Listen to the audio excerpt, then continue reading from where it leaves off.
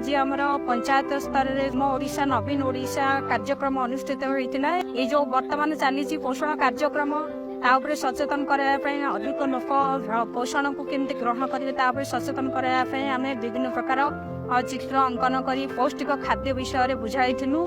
आमर माननीय मुख्यमंत्री सार को बहुत बहुत धन्यवाद चाहिए।